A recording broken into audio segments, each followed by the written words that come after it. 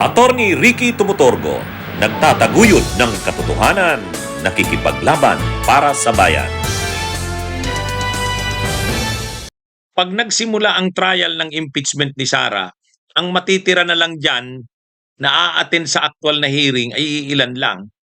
Kung mawawala yung 5 nilang kasamahan kasi maaaresto at makukulong, sa 30 na yan, ilan na lang matitira dyan?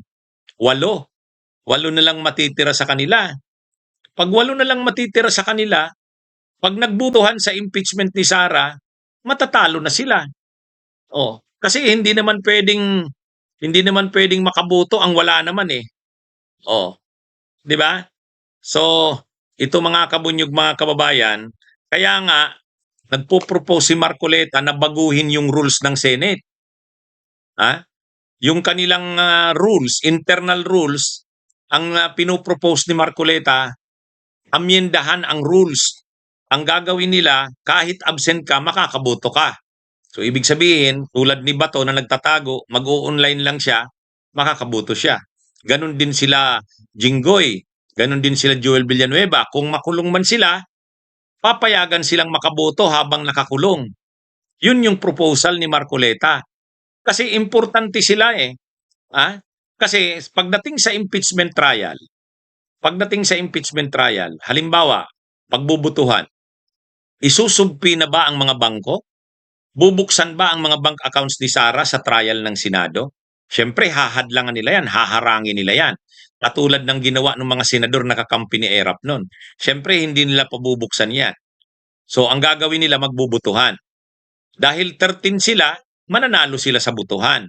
Ang problema nga, ang rule sa ngayon ng Senado, hindi ka makakaboto pag absent ka. So kaya pinupropose ngayon ni Marcoleta na amyendahan ang rules nila. Ba? Payagang makaboto kahit wala.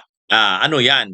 Malinaw naman, maniubra yan ni Marcoleta para maprotektahan pa rin nila si Sara sa impeachment kahit nakakulong ang mga kasamahan nila. Kaya maano rin eh, alam mo itong mga senador na ito nakakampi ni Sara, pansariling mga interest na lang ang sinusulong. Bakit sinusulong nila yung ganyang proposal? Si Marcoleta ang nagpo-propose niyan. Bakit sinusulong nila yan? Eh kasi nga alam nilang maaaresto sila, makukulong sila eh. So ang gagawin nila, kahit nakakulong, makakaboto para maprotektahan si Sara. Hahadlangan nila, haharangin nila yung mga motion ng prosecution na magdidiin kay Sara. Ha? Limbawa rin, yung box ng BIR, yung mga income tax returns, hindi nabuksan yan doon sa Justice Committee. Pag nag-motion yan doon sa Justice ay sa trial, magbubutuhan na naman ng mga senador. O, ang problema, kung nakakulong yung mga kasamahan nila, hindi mapoprotektahan si Sara. Kailangan protektahan nila si Sara na yung mga ano ni Sara, yung mga account sa bangko, yung income tax returns nila, hindi dapat mabuksan. Kaya pag nagbubutuhan, dapat mas marami sila, mayoriya sila.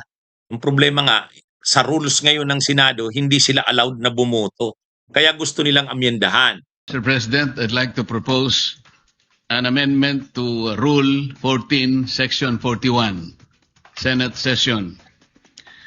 The proposal, Mr. President, is by way of an additional paragraph, Section 41C, after Section 41B of the Rule 14 of the Senate Rules, which will state as follows, Mr. President. Section 41C, allow a senator, for justifiable reasons, to attend and participate in the session through teleconference, video conference, or other reliable forms of remote or electronic means, using appropriate information and communications technology. Yan yung pag-uusapan sa Monday. Ipipilit ng mga pro Duterte na mga senador na isulong yung amendment na yan sa rules. Kukontrahin yan nila Lacson. Nagsabi na sila Lacson, hindi nila papayagan yan eh. Kaya ano ito mga kabunyog, mga kababayan, sa bandang huli, mai-expose itong mga senador na ito na pro Duterte na ang pinoprotektahan na nila hindi na interes ng bayan. Mai-expose sila diyan na ang pinoprotektahan na nila ay interest talaga ng Duterte. Hindi na sila senador ng bayan eh. Senador na sila ng Duterte. Malinaw yan. Kaya abangan natin sa Lunes, kasi pilit na ipopropose nila yung ano na yan, yung proposal nila na yan. Hmm? Pero dapat dadaan muna yan sa rules, yung proposal nilang yan. Saka yan pag-uusapan sa plenaryo. Oh. O yan mga kabunyog, mga kababayan. Ah, itong mga tao ni Duterte na mga pro-Duterte senators na ito, sila Cayetano, kahit sirang-sira na ang Senado ngayon, kasi kitang-kita naman, garapal yung ginagawa nila. Imaginein mo, pinapalabas nila na inatake ang Senado, hindi naman. nung nung nakaraang araw, sabay-sabay pa silang nag-live stream, sabay-sabay sila, ha? At sabay-sabay silang nagsabi na linulusob na daw sila sa Senado. Linusob na daw ng NBI, wala naman pala. Tapos si Mau Aplaska, yung USAA, nagpaputok kahit wala namang pinapaputukan. Ngayon pilit na nagda-damage control sila Cayetano. Kaya araw-araw halos nagla-live si Cayetano, si Alan Peter, saka si Pia Cayetano. Kaya lang hindi naman nila mababago na 'yon. Ang mga ebidensya ay nagpapakita na talagang hindi naman inatake ang Senado. Kaya kahit anong gawin nila, tapos may mga drama pa si Pia Cayetano, may mga paiyak-iyak pa. Lalong nasira sa taong bayan kasi wala namang naniwala sa drama niya eh. Pati si Loren Ligarda may mga pa supporting actress pa. Wala rin. Ha?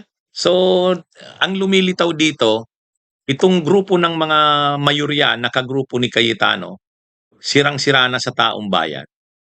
Hindi na umuubra yung kanilang mga fake news, yung kanilang mga naratibo na kinakalat, wala. Ha? Alam na kasi ang ano nila eh. Ha? Kaya galit na galit si Cayetano kasi parang walang naniniwala sa sinasabi niya. Kahit yung media pinagalitan niya, bakit daw hindi naniniwala na the Senate was under attack? Kahit si Pia Cayetano, may mga drama-drama, bakit man lang daw hindi sila kinumusta ng kanilang mga kasamahan?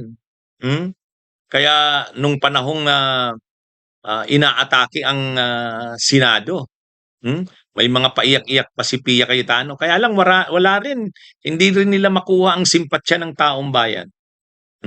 Alam kasi ng taong bayan ang kanilang mga ginagawa, na yung mga ginagawa nila para na lang talaga protektahan ang Duterte, hindi na para sa bayan. Yun ang malinaw doon. So ngayon, pipilitin nila Marcoleta na mabago ang rules para kahit may mga naaresto na sa kanila, may mga nakakulong ng mga senador, makaboto pa rin sila. Hindi naman papayagan yan ng iba pang mga senador. So ngayon, may mga senador na nagmamalasakit sa reputasyon ng Senado.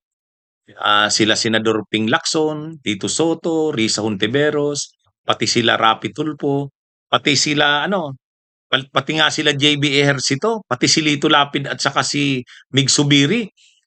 Inaalok na ni Cayetano ng mataas na posisyon, gagawing majority floor leader, lumipat lang sa ayaw. Ayaw ni Lito Lapid, ayaw ni JB Ejercito, ayaw ni Mig Subiri. Kasi ang iniisip rin nila, sirang-sira na ang Senado.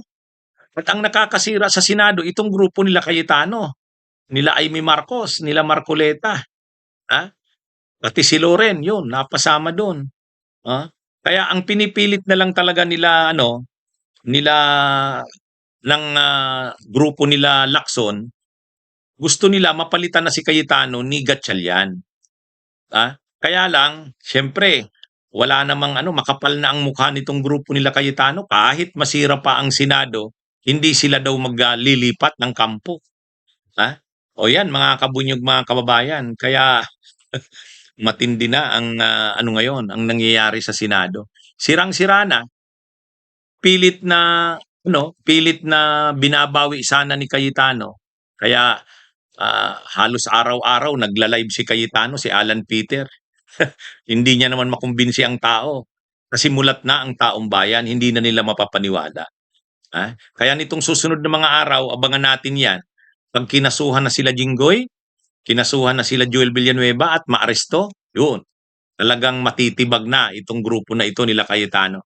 Pag si Bongo lumabas na rin ng arrest warrant, yun, matindi na yan. Kaya yung sinasabi ni Cayetanong hindi sila matitibag, abangan natin kung hanggang saan nila yan kayang panindigan. Okay, mga kabunyog, mga kabayan, magandang araw po sa inyong lahat. Mabuhay po tayo. Bunyog, bunyog, halikan na kasama ka. Bunyog, kapag buklod ay may pag-asa.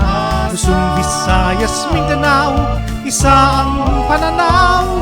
Sa bagong Pilipinas ang bunyog isisigaw.